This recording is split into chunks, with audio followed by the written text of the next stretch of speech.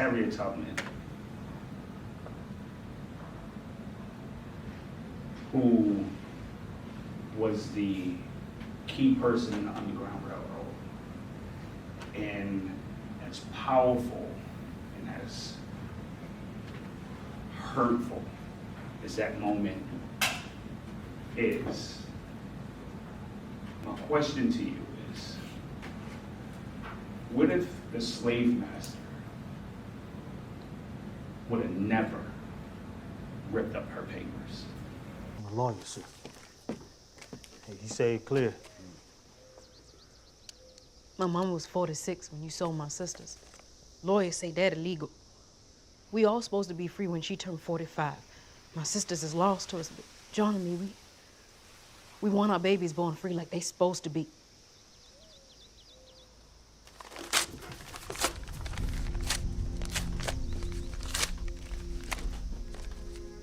Now you listen here, girl. Your daddy may be free, and your husband too. But you and your mama, and your brothers and sister, they belong to me for life. And your babies will belong to me, and their babies will belong to me. Do you understand me? Would Harriett be Harriett?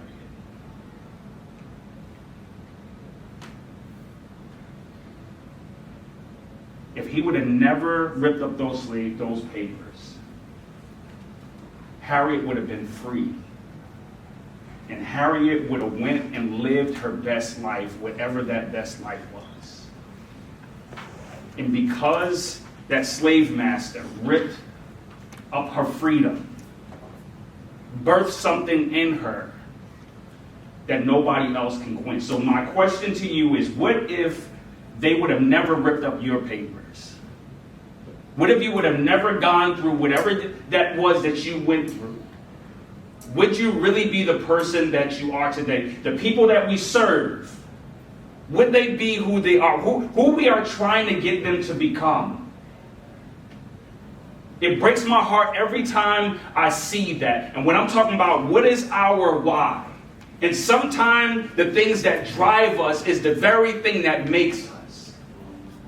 And so when I show you this picture, that was my father. My father is still alive, but this little boy right here was living in so much pain because my father did not validate me. He did not tell me who I was. He didn't speak into me. When I was 16 years old and getting recruited to play football at a major university, I'm like, man, this is going to be the very thing that calls us to be one.